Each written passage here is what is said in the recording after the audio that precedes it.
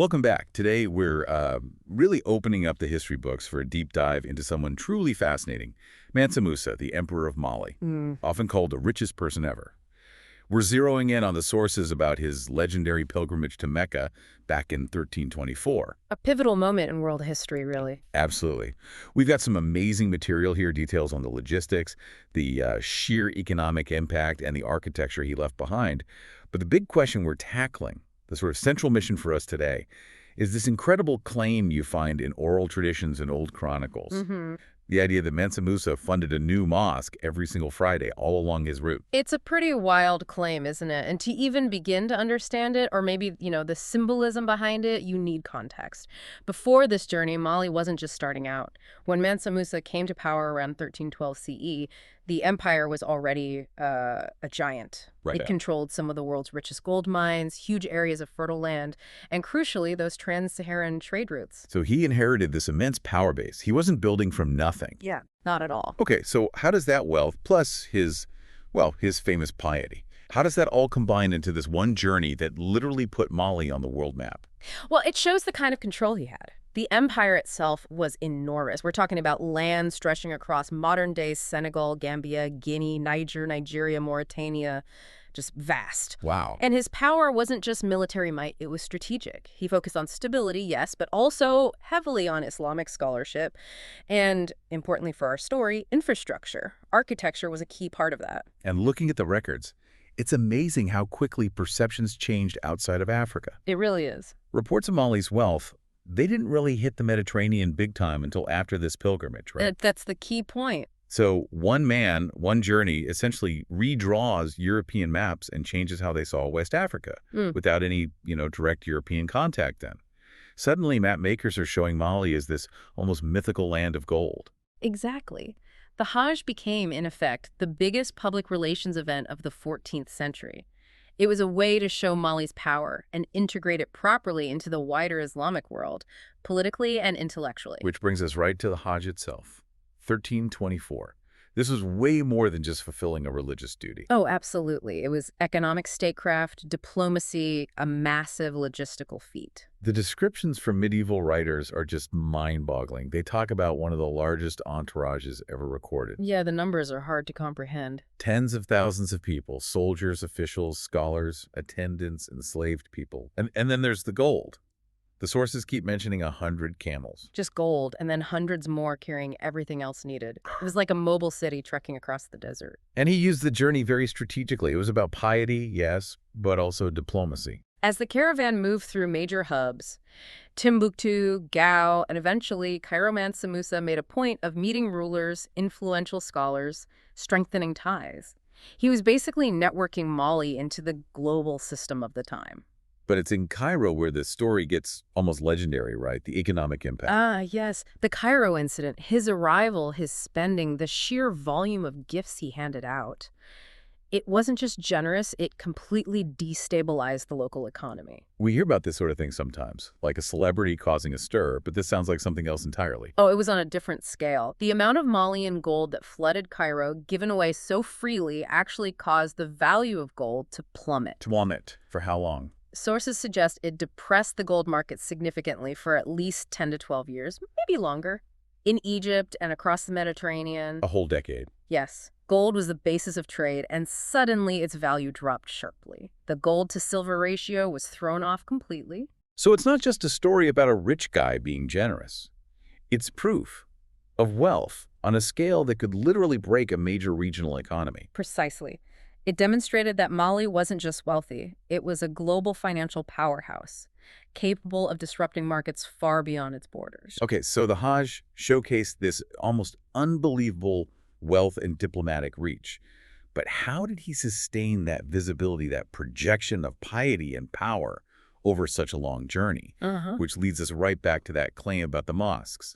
Architecture is statecraft. Right. And this is where we have to tread carefully, moving from, let's say, verified economic impact to something preserved more strongly in oral tradition and symbolism. The claim, a new mosque funded every Friday. Yeah, I mean, logistically, building a permanent structure every week for years.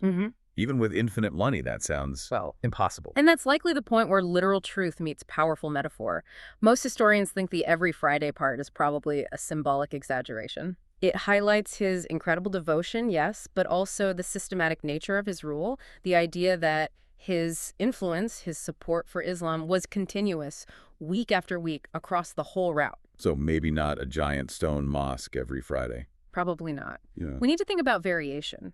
In smaller towns or temporary camps, a mosque could have been a much simpler structure, maybe built quickly from local adobe, mud brick. Or even just a designated prayer space. Exactly. A clearly marked, prepared area suitable for the required communal Friday prayers.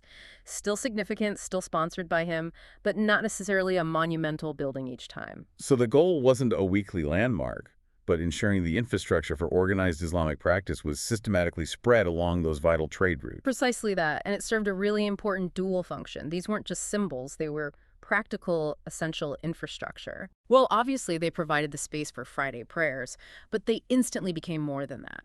They were centers for teaching, places for scholars to work, vital community hubs in places that might not have had a formal mosque before. So he's establishing these nodes of religious and social life as he goes. Yes, systematically. It ensured Islamic architecture, practice, and learning spread visibly along the trade routes. For many communities, his visit and the mosque project marked the beginning of a permanent religious institution. He was literally mapping his spiritual and political authority onto the land. It's this blend of piety and practical nation building, using architecture as the tool. A very effective tool. Let's talk about the lasting architectural legacy then. The big one, even though it was built just after he got back, is the Djinguereber Mosque in Timbuktu, commissioned around 1327. Right, a cornerstone project reflecting the knowledge and wealth brought back. And famously built by this Andalusian architect, Abu Ishaq Esahili, that Mansa Musa apparently brought back with him. Correct. And it perfectly showcases that distinctive Sudano-Sahelian architectural style. Can you describe that style a bit for listeners who might not picture it? Sure. It's really iconic. Think monumental structures made primarily from earth, sun-dried mud brick, adobe, clay. But the defining feature is these wooden beams, called tourons, that stick out from the walls. They look decorative, but they're not, are they? Not primarily. They're actually essential. They function as built-in scaffolding. The climate there demands that these mud buildings are replastered regularly, often annually, and the tourons provide the stable points for workers to do that. It's ingenious, practical engineering that also creates this unique aesthetic. And Djinguereber, made of mud and wood, is still standing nearly 700 years later, a UNESCO World Heritage Site. It's incredible. It really is a testament to the design and the continuous tradition of upkeep. But Timbuktu wasn't the only focus. We know he invested elsewhere. Gao, for instance. Ancient chronicles mention the grandeur of the Gao Mosque he funded. Even though the original building is gone, the fact it was recorded shows his commitment to major projects along the route, not just in the capital. Okay, so beyond the buildings themselves, what was the long-term impact on the communities? The sort of so what factor? That's crucial. These mosques became far more than just prayer spaces. They turned into multifunctional civic centers, really the heart of the community. The engine of society, as you said earlier. Exactly. They housed Quranic schools, which naturally attracted scholars and students, boosting the intellectual life of the empire. Right. They served as courts, helping to standardize law and administration. And very importantly, for an empire built on trade, they offered neutral, respected ground for merchants to meet and negotiate deals. Okay, so education, law, commerce, all centered around the mosque. And there's another ripple effect. Craftsmanship. Building on this scale consistently fostered and preserved specialized skill. Like the mud plastering and wood carving. Precisely. Complex mud construction techniques, detailed woodwork, the engineering needed for these large earthen buildings. These skills were in high demand. And these are traditions still alive today in Mali and Niger. You can trace them back. So it's like a top-down state project that also stimulates local economies and preserves culture, while binding the empire together. That's the core of it. This architectural program helped weave together diverse communities under a shared identity, religious, legal, cultural. These buildings were tangible symbols, physical markers of Mali's golden age, its wealth, its organization, its connection to the wider Islamic world. They fostered a sense of belonging across a huge territory. So Mansa Musa's legacy isn't just about staggering wealth, though that's part of it. It's also about this incredibly sophisticated use of piety and architecture as tools of leadership and unification. Absolutely. He combined spiritual devotion with very practical infrastructure development in a way that knit the empire together. Looking back now, centuries later, that story of the Friday mosques, whether literally true or symbolically powerful, it really highlights how architecture can be this bridge. A bridge linking the spiritual, the political, and the cultural aspects of building and maintaining a state. It creates an identity that can last much longer than military victories alone. Which gives us something for you, our listener, to think about. When you consider Mansa Musa's journey and the impact of his Build It program, how might the strategic creation of architecture, especially these shared civic and religious spaces, actually be a more effective long-term tool for unifying a vast empire than just relying on military force?